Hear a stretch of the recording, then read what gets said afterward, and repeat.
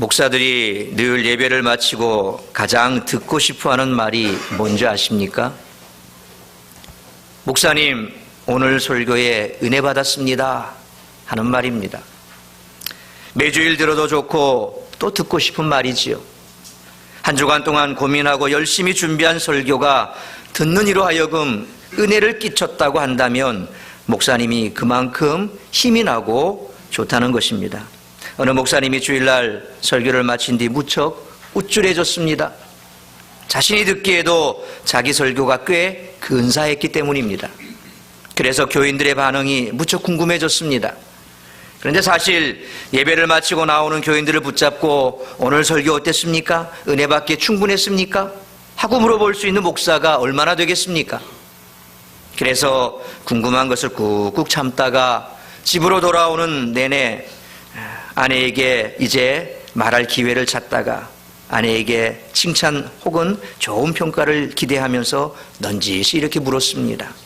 여보, 이 세상에서 설교를 잘하는 사람이 과연 몇 사람이나 될까? 그러자 아내가 묘한 웃음을 지어 보이면서 이렇게 대답했습니다. 글쎄요, 모르긴 해도 아마 당신이 생각하는 숫자보다 한 사람은 적을걸요 하더랍니다. 무슨 말입니까? 남편 목사의 설교가 사모님 듣기에는 칭찬받을 만한 설교가 아니었던 것 같습니다. 그래서 남편 목사의 질문의 의도를 깨달은 아내가 이렇게 재치 있게 당신이 잘한다고 생각하지? 근데 당신이 포함되지 않아. 그래서 당신이라는 숫자를 하나 빼고 그래서 아마 당신이 생각하는 숫자보다 한 사람은 적을 거야. 이렇게 대답한 것입니다.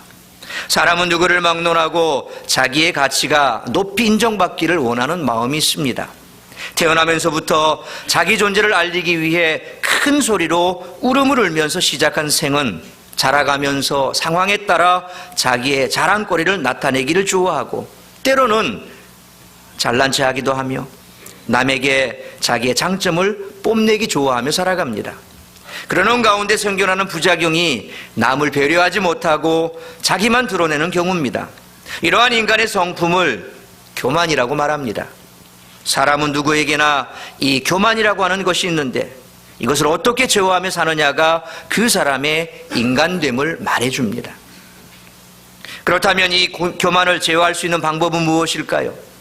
오늘날 많은 사람들이 나름대로 이 교만의 성품을 이기기 위해 갖가지의 방법들을 말하고 있습니다. 명상을 하기도 하며 수행을 하기도 합니다.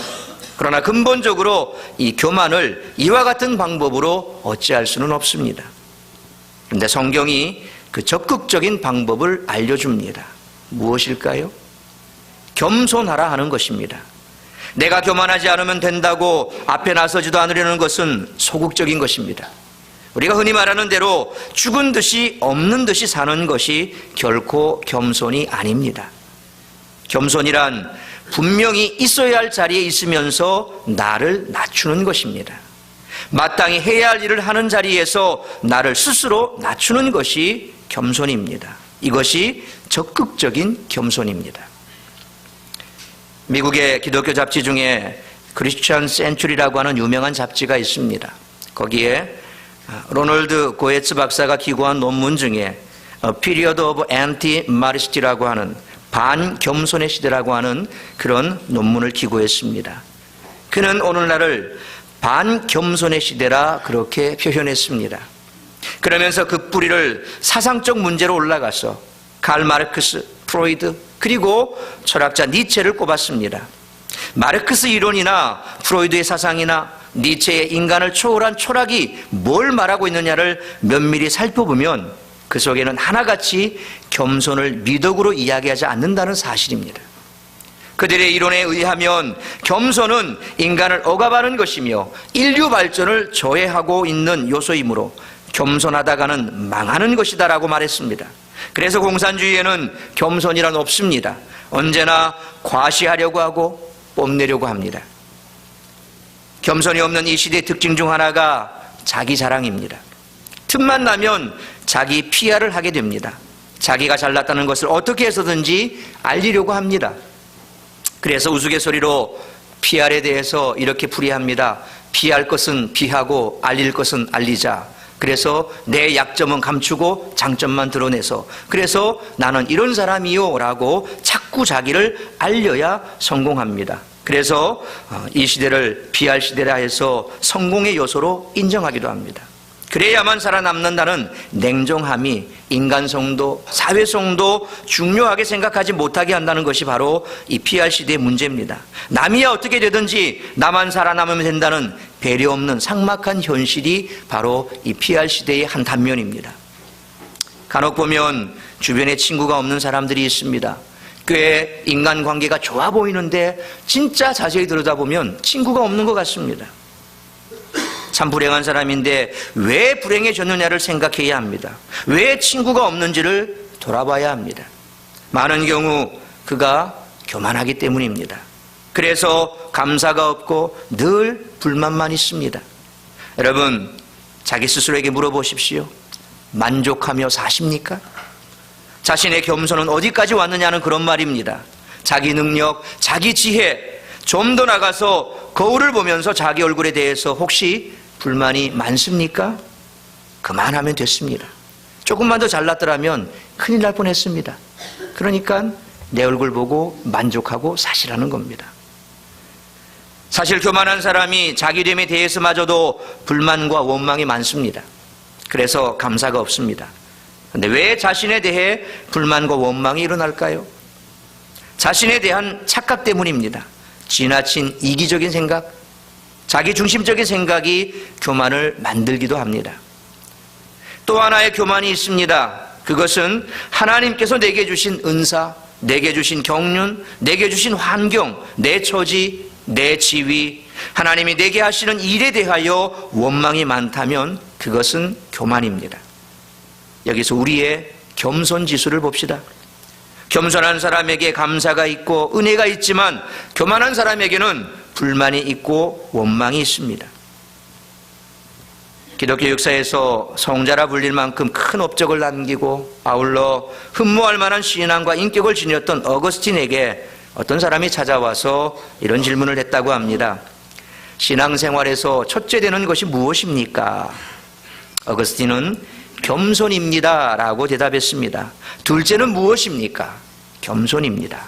그럼 셋째는 무엇입니까? 셋째도 겸손입니다. 그렇게 대답했습니다. 그러면서 어거스틴은 천사를 마귀로 만드는 것은 교만이며 인간을 천사로 만드는 것은 겸손입니다 라며 모든 미덕의 바구니가 겸손이라고 했습니다. 지식도 겸손의 바구니에 담겨져야 가치가 있습니다. 능력도 돈도 아름다움도 권력도 겸손의 바구니에 담겨질 때 아름답습니다. 우리 동영상 함께 보시겠습니다. 1961년도 40세 이하여대 총장이 되어서 1979년까지 18년 동안 계셨던 김옥길 총장님에 대한 일화입니다. 이분은 워낙에 인품이 뛰어나시고 깊이가 있으신 분이라 많은 사람들이 그를 통하여 감동을 받았고 대학 발전을 위하여서도 정직하게 힘을 다하여 대학이 크게 발전을 하였습니다. 그러던 어느 날 한 직원이 총장실에 들어와 보고를 하는데 학교의 많은 문제점들을 지적하는 겁니다. 주변의 많은 사람들은 학교가 발전하고 성장한다면서 늘 칭찬을 하는데 이 직원은 문제만을 이야기하다 보니 기분이 나빠서 총장님은 아 그렇습니까? 살펴볼 테니 서류 놓고 가세요 라고 했습니다. 그리고 그 직원이 가져온 서류를 홀로 검토하는데 그 직원의 말들이 다 맞다라는 겁니다. 그래서 그날 김옥길 총장님은 이렇게 마음의 결심을 합니다. 내가 나에게 바른 소리를 하는 사람의 이야기를 듣는 것이 기분 나쁜 것을 보니 이 자리에서 내려가야 할 때가 되었구나. 내가 너무도 오랫동안 이 자리에서 대접받는 데 익숙해져서 다른 소리를 하는 사람들의 이야기도 듣지 못하고 오히려 기분이 나빠지니 모든 것을 내려놓고 내려가야 되겠다. 그리고 그는 마음의 결심을 실행에 옮겨 총장직에서 사퇴를 하셨다고 합니다. 높은 자리에 오르면 아나무인이 되어 쓴소리하는 사람을 무조건 내치고 듣기 좋은 말에만 귀를 기울이는 것이 일반적인데 김옥길 총장님은 그렇지 않았습니다. 그 배경을 보니 어릴 적부터 북한에서 어머니가 늘 기도하시는 것을 들으며 자랐고 독실한 기독교인으로 신앙의 양심에 따라 자신이 있어야 할 자리를 정확하게 아셨던 겁니다. 그랬기에 학교에서 가장 높은 자리였던 총장의 자리에서도 서슴지 않고 내려올 수 있었고 그는 이하여자대학교에 가장 큰 공을 세운 한 분으로 이름을 남기게 되었습니다. 우리가 이 세상 살아가는 동안 여러 가지 이야기를 듣는데 내 귀에 듣기 좋은 얘기, 칭찬하는 얘기, 아첨하는 얘기들만 듣고 거기에 머물러 있다가는 큰일 납니다. 특별히 지도층에 계신 분들은 저를 포함해서 이런 소리를 들을 때 겸허하게 자신을 낮추고 주님께서 그 사람의 소리를 통해서 내게 들려주시는 음성을 듣게 되시기를 주님의 이름으로 축원합니다. 그런데 요한은 예수님을 가리키며 나는 그의 신발끈 풀기도 감당하지 못하겠노라 그렇게 말했습니다. 이처럼 요한은 겸손한 사람이었습니다. 높은 곳에서 물이 낮은 곳으로 흐릅니다. 하나님의 은혜도 겸손한 사람에게 임하는 줄 믿으시길 바랍니다. 그래서 베드로전서 5장 5절 하반절에 하나님은 교만한 자를 대적하시되 겸손한 자들에게는 은혜를 주시느니라 그렇게 말씀합니다. 그렇지만 우리는 겸손을 이루지 못할 때가 참 많습니다. 우리가 보통 어떤 일을 이룰 때 그 일을 이루는 능력뿐 아니라 그 일을 이루는 과정 속에 우리의 태도도 매우 중요합니다. 우리가 어떤 일을 참 잘하면 좋은 결과로 나타나는데 우리의 태도가 겸손하지 못하면 그것 때문에 우리는 사람들에게 칭찬을 받는 것이 아니라 비난을 받거나 외면을 받게 되는 경우도 있습니다. 따라서 우리 모두는 오늘 본문에 나타나는 세례 요한을 보면서 겸손을 배울 수 있어야 합니다. 그렇다면 오늘 본문이 우리들에게 말씀하시는 겸손은 무엇일까요? 첫째로 자기를 드러내지 않고 예수님을 드러내는 것이 겸손입니다. 세례 요한은 빈들에서 유년기로부터 청소년기, 청년기를 보냈습니다. 하나님의 음성을 기다리며 자신을 다스리는 시간을 보냈습니다. 하나님의 뜻을 끊임없이 물으며 하나님이 보시기에 깨끗하고 경건한 시간을 보냈습니다. 그러면서 하나님께 받은 말씀을 가지고 광야에서 외치기 시작했습니다. 세례 요한에게 성령이 임하셔서 하나님의 말씀이 그의 입을 통해 쏟아져 나오기 시작했습니다. 세례 요한은 다양한 주제로 메시지를 전하지 않고 단 2가지만을 외쳤습니다. 죄를 회개하라, 천국이 가까웠느니라. 이런 말씀과 하나님이 약속하신 그분이 곧 오신다는 것을 선포했습니다. 본래 광야는 사람이 없는 곳이지요. 그런데 수많은 사람들이 세례 요한의 설교를 들으러 광야로 나왔습니다. 그리고 세례 요한에게 세례를 받았습니다. 세례 요한의 인기는 날로 치솟았습니다. 세례 요한이 강력하게 죄를 책망하고 회개를 선포했으나 모든 사람들이 달게 받아들이고 회개를 상징하는 세례를 받았습니다. 세례 요한의 삶이 경건했기에 대단한 권위와 능력이 함께 나타났던 것입니다. 심지어 분봉왕 헤롯까지도 세례 요한의 질책을 달게 받았습니다. 그래서 사람들은 점차 세례 요한이 오실 메시아일지 모른다라고 생각하기 시작했습니다. 세례 요한을 스승으로 받들고 따르는 제자들도 여럿 생겨났습니다. 온 나라가 세례 요한을 우러러봤습니다. 그런데 세례 요한은 사람들에게 나는 그리스도가 아니라고 공공연하게 선포했습니다. 나는 광야에서 외치는 소리일 뿐이라고 겸손하게 자신을 낮추었습니다. 그러면서 나는 물로 세례를 베풀거니와 내 뒤에 오시는 그분은 나보다 능력이 많으시며 나는 그분의 신을 들기도 감당할 수 없다. 그분은 성령과 불로 너희에게 세례를 베풀 것이다 라고 증거했습니다. 어느 날 예수님이 다가오시자 세례 요한은 큰 소리로 보라, 세상 죄를 지고 가는 하나님의 어린 양이로다. 이분이 세례를 받을 때에 성령이 오셔서 이분 위에 머물렀느니라.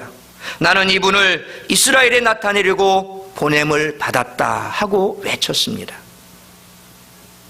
어떤 이는 나도 예수 그리스도를 위해서라면 그분께 이 한 목숨을 바치겠다라고 말합니다. 그러나 이때 세례 요한은 누가 봐도 인정해주는 하나님의 아들들을 만나 그 앞에 엎드리는 것이 아닙니다. 이때까지 예수님은 아무 기적도 행하지 않았습니다. 위대한 일을 전혀 행하시지 않았습니다. 훌륭한 가르치심을 시작하지도 않으셨습니다. 사람들이 아직 예수님을 알지도 못했습니다. 자신의 삶을 던질 만한 가치가 있다고 여겨질 만큼 위대하게 보이는 것이 그의 눈앞에는 도무지 없었습니다. 그러나 세례 요한은 이미 많은 것을 성취한 대단한 종교 지도자의 입지를 가지고 있었습니다. 이에 반해 예수님은 아무것도 이루지 못했으며 전망조차 불확실해 보이는 젊은이에 불과했습니다. 사람의 눈으로 별 볼 일 없어 보이는 청년에 불과했습니다. 그렇지만 세례 요한은 예수님을 위해 자신을 쏟아부었습니다. 그것은 단지 단 한 사람만을 위해 보냄받았다는 것을 확신했기 때문에 가능한 일이었습니다. 주의 길을 예비하는 것이 가장 중요한 사명임을 알았기에 그는 그렇게 할 수 있었던 것입니다. 우리는 끊임없이 자기를 드러내고 싶은 유혹을 받습니다. 자기의 지식을 드러내고 자기의 미모를 드러내고 그리고 자기의 능력을 드러내고 싶어 합니다. 심지어 교회 안에서도 자기의 믿음과 성취를 과시하고 싶은 유혹을 우리는 많이 받습니다. 그런데 우리가 자기를 드러내는 데 집중하다 보면 예수님을 높일 기회는 날아가 버립니다.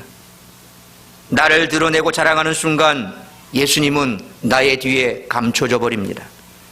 우리의 사명이 무엇입니까? 예수님을 자랑하고 증거하는 것 아닙니까? 우리는 자기 과시에 도취되어 사명을 망각하기 쉽습니다. 그러나 세례 요한은 아무리 많은 사람들이 몰려와 자신을 우러러보고 칭찬하고 떠받들어도 거기에 도취되지 않았습니다. 자신을 세상에 보내신 하나님의 뜻, 곧 사명과 단 한순간도 잊지 않고 그런 사명으로 살았기 때문입니다. 그래서 기회 있는 대로 예수님을 그는 증거했습니다. 하나님의 아들이라고, 하나님의 어린 양이라고, 우리가 기다리는 메시아라고 그는 세상에 증거했습니다. 여러분, 겸손은 무조건 자기를 부정하고 낮추는 것이 아닙니다. 예수님을 높이기 위해 스스로 낮아지는 것이 겸손입니다. 예수님이 우리의 삶을 통해 많이 나타나는 것이 겸손입니다. 예수님을 가리며 살아가면 아무리 겸손한 채 해도 겸손이 아닙니다. 여러분, 입술로 예수님을 많이 드러내시길 바랍니다. 생활로 예수님을 많이 드러내시길 바랍니다. 무엇보다도 경건하게 살아 여러분과 함께 계시는 예수님을 사람들이 쉽게 바라볼 수 있게 하시기를 주의 이름으로 축원합니다. 그렇게 겸손하여 존귀하게 되시는 여러분 모두가 되시기를 주의 이름으로 축원합니다. 두 번째로, 자기가 관심받기보다는 예수님께 관심이 집중되게 하는 것, 그것이 바로 겸손입니다. 오늘 본문 29절 말씀 우리 다시 한번 읽겠습니다. 29절 같이 읽겠습니다. 시작. 신부를 취하는 자는 신랑이나 서서 신랑의 음성을 듣는 친구가 크게 기뻐하나니 나는 이러한 기쁨으로 충만하였노라. 아멘.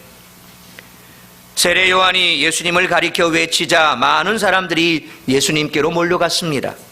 세례 요한의 제자들이 요한에게 랍비여, 선생님이 증언하시던 이가 세례를 베풀매 사람들이 다 그에게로 가더이다 라고 보고했습니다. 세례 요한에게 집중되던 관심이 하루아침에 예수님께로 옮겨간 것입니다.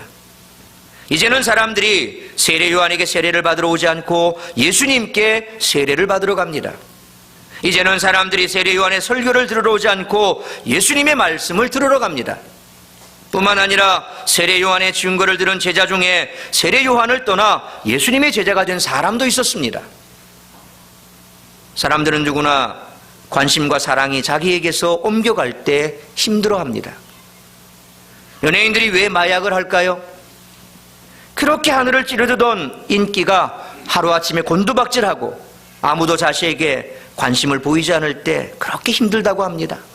그것을 달래기 위해서 그들은 마약에 손을 댑니다.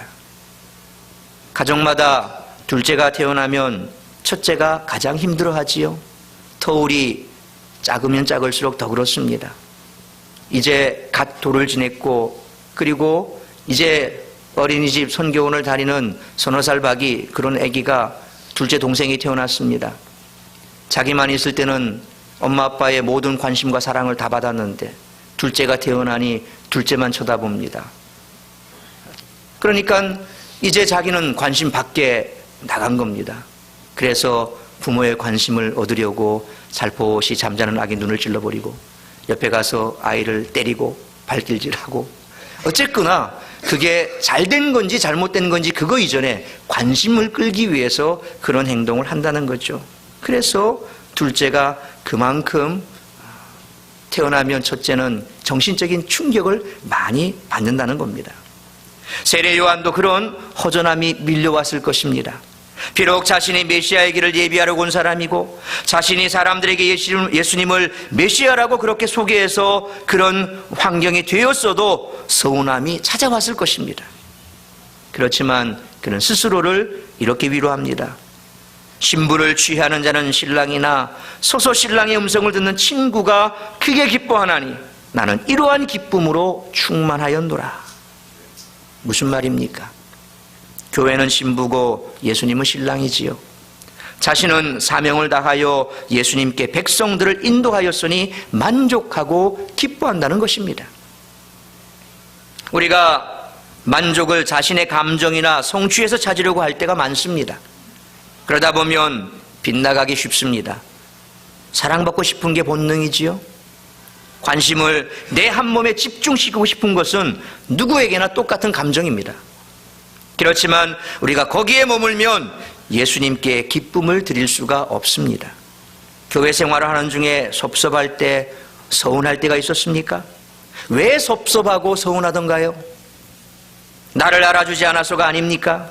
내가 무시당해서가 아닙니까? 그럴 때 다시 생각해보고 자신을 타일러야 합니다. 이로 인해서 예수님이 영광을 받으신다면 손해가 아니다. 이로 인해 예수님의 몸인 교회가 든든하게 선다면 나는 기뻐해야 하지 않겠는가? 그래서 자신을 한 알의 밀알처럼 내어줄 수 있다면 우리를 통해 주님이 영광 받으시고 그리고 기뻐하신다는 겁니다. 여러분들이 전도한 사람이 다른 교인과 더 친해진다고 질투하지 마십시오. 여러분이 섬기는 구역원이 다른 구역장과 더 잘 지낸다고 섭섭하게 생각하지 마십시오. 심지어 여러분이 많이 기도해주고 사랑을 베풀었는데 그것을 몰라주고 다른 사람과 잘 어울린다고 하더라도 세례 요한을 생각하며 잘 극복하시기를 축원합니다. 우리가 사람들에게 관심을 받고 사랑을 받는 것을 가장 우선적으로 추구하며 살면 하나님을 기쁘시게 할 수가 없습니다. 사람들의 관심이 나보다 예수님께 집중되어야 사람들이 구원을 받고 은혜를 받고 삶이 아름답게 변화됩니다. 섭섭함을 극복하고 서운함을 떨쳐버리고 예수님을 가리키며 사시길 바랍니다. 그렇게 겸손하여 날로도 존귀하게 되시기를 주의 이름으로 축원합니다. 세 번째로 자기의 성공보다 예수님의 흥함을 바라는 것이 겸손이라는 것입니다. 30절 말씀 보십시오. 그는 흥하여야 하겠고 나는 쇠하여야 하리라 아니라. 세례 요한은 이에도 나아가서 오늘 이 30절 말씀처럼 그는 흥하여야겠고 나는 쇠하여야 하리라 이렇게까지 말씀하고 있습니다. 사람들이 예수님을 그리스도라고 믿고 점점 더 몰려가야 한다고 생각한 것입니다. 자기를 따르던 많은 사람들이 예수님께로 다 몰려가면 아무도 남지 않을 것입니다. 그러나 세례 요한은 그것을 기쁘게 받아들일 뿐만 아니라 그것을 간절히 소망했던 것입니다. 여러분은 성공을 기대하십니까? 실패를 기대하십니까? 당연히 성공을 기대하시겠지요. 시작은 미하겠으나 내 나중은 창대하겠다는 소망이 있지요. 우리에게는 그런 희망이 있으니까 지금 가난해도 열심히 일하는 것 아닙니까? 지금 병들었어도 기도하며 질병과 싸우는 것 아닙니까? 고난 속에서 믿음으로 인내하며 견디는 것 아닙니까? 그런데 다른 이는 점점 흥하기를 원하고 자신은 점점 더 쇠하기를 소망하는 이가 과연 이 세상에 어디 있겠습니까? 그런데 그런 사람이 있습니다. 누굽니까? 바로 오늘 본문의 세례 요한입니다. 그런데 세례 요한은 왜 이런 생각을 했을까요? 이것을 우리는 어떻게 해석해야 될까요? 세례 요한의 인생의 특징은 오직 한 사람을 위한 삶을 살았다고 할 수 있습니다. 예수님 한 분의 성공을 위해 자신의 모든 것을 쏟아부은 사람입니다. 수많은 세월 광야에서 경건한 능력을 쌓아 사람들의 관심이 집중되자 예수님이 오실 길을 예비했고 예수님을 소개하는 것에 그는 다 인생을 쏟아부었습니다. 많은 사람들이 자신을 신뢰하고 따르자 자기를 따르는 사람들을 다 예수께로 인도했습니다. 여러분 가운데 혹시 모든 것을 다른 사람, 그것도 한 사람을 위해 쏟아붓는 것에 대해 생각해 보신 적이 있습니까? 아마 그렇게 사는 분들이 여러분 중에도 많이 있으리라 생각됩니다. 어떤 분은 남편의 성공을 위해 헌신적으로 자신의 인생을 희생하는 분들도 있습니다. 어떤 분은 자기 자녀들을 위해 전 인생을 쏟아붓고 있습니다. 돈 버는 목적도 자녀를 위해, 인생을 사는 목적도 자녀의 성공을 위해, 심지어는 자녀의 교육을 위해서 부부간에도 헤어져 사는 기러기 가족들도 많지 않습니까? 저는 우리가 신앙생활할 때도 이런 자세로 해야 한다고 생각합니다. 세례 요한이 단 한 분 예수님의 성공을 위해 자신의 모든 것을 쏟아부은 것처럼 교회 안에 한 사람을 위해 자신을 쏟아붓는 사람이 많아져야 합니다. 그러려면 그는 흥하여야겠고 나는 쇠하여야 하리라는 이런 마음 자세가 있어야 합니다. 예수님이 말씀하셨듯이 작은 자 한 사람을 섬기는 것이 곧 예수님을 섬기는 것이기 때문입니다. 나보다 가치 없어 보이고 나보다 못나 보이고 나보다 늦게 출발했으며 나보다 갖추고 있는 것이 형편없이 부족해서 전망이 없어 보이는 사람이 여러분 주위에 혹시 있습니까? 그렇다면 그가 바로 여러분이 섬겨야 할 작은 자입니다. 여러분의 인생을 쏟아부을 만큼 가치가 있는 사람입니다. 그 사람을 위해 시간을 들이십시오. 그에게 사랑을 쏟아부으십시오. 여러분의 삶을 겸손히 내어드리십시오. 그것이 예수님의 흥함을 바라는 겸손한 삶입니다. 여러분 모두 겸손하게 예수님과 그분의 몸인 교회가 흥하기를 바라며 살아 존귀하게 되시기를 간절히 축원합니다. 그렇다면 세례 요한의 인생이 하나님 앞에서 어떻게 평가받았을까요? 예수님은 여자가 낳은 자 중에 세례 요한보다 큰 이가 없도다라고 말씀하셨습니다. 세례 요한이 수많은 이에게 세례를 베풀었기에 이처럼 존귀하게 된 것일까요? 세례 요한이 수없이 설교를 많이 했기에 이처럼 존귀하다고 평가받은 것일까요? 오직 한 가지 기준, 곧 겸손하게 자기보다는 예수님을 드러내고 겸손히 자기가 관심받기보다 예수님께 사람들의 관심이 집중되게 하고 겸손하게 자기의 성공보다 예수님의 성공을 소망하며 살았기에 오늘 예수님 앞에 존귀한 자라고 평가받게 된 것입니다. 세례 요한은 보냄받은 목적대로 단 한 사람만을 위해 겸손하게 충성을 다한 사람입니다. 우리도 세례 요한처럼 겸손히 섬기면 존귀하게 될 줄 믿으시길 바랍니다. 사랑하는 성도 여러분, 우리가 세례 요한처럼 한 사람에게 집중하여 온 힘을 다해 섬긴다면 세상이 바뀌어질 것입니다. 하나님께서 내 인생의 의미를 주려고 맡겨주신 그 한 영혼을 세례 요한이 예수님을 섬기듯이 섬긴다면 변화되지 않은 사람은 하나도 없습니다. 많은 사람들이 구원받을 수 있도록 여러분들이 섬겨주시길 바랍니다. 특별히 올해 구역장을 맡으신 분들, 구역의 총무를 맡으신 분들, 단 한 사람이라도 괜찮습니다. 모일 사람이 없어서 그래, 모일 사람이 없어서 그렇습니까? 찾아보십시오. 한 사람은 있습니다. 만약 그렇게 해도 아무도 없다면 구역장 총무 2사람이 모이십시오. 총무를 훈련시키십시오.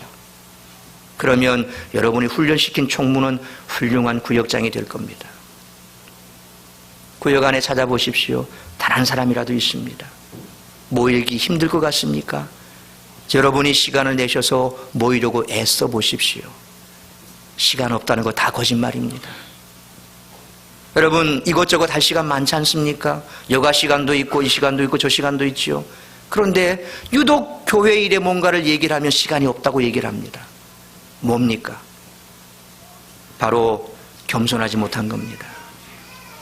주님 앞에 가까이 가기를 꺼려하는 겁니다. 주님의 말씀 앞에 서기가 두려운 겁니다. 그렇다고 우리 구역장 여러분 포기하지 마십시오. 여러분이 한 생명을 잘 섬겨주면 그 한 생명이 천하를 뒤집어 엎을 수도 있습니다. 여러분이 한 생명을 잘 섬겨줘서 그분이 변화되면 이 삶이 바뀔 뿐만 아니라 교회가 바뀔 수도 있습니다. 많은 사람을 주께로 인도하는 놀라운 변화의 사람이 될 수도 있습니다. 여러분보다 늦게 믿은 사람들이 기도하면 응답이 쏟아지도록 섬겨주시길 바랍니다.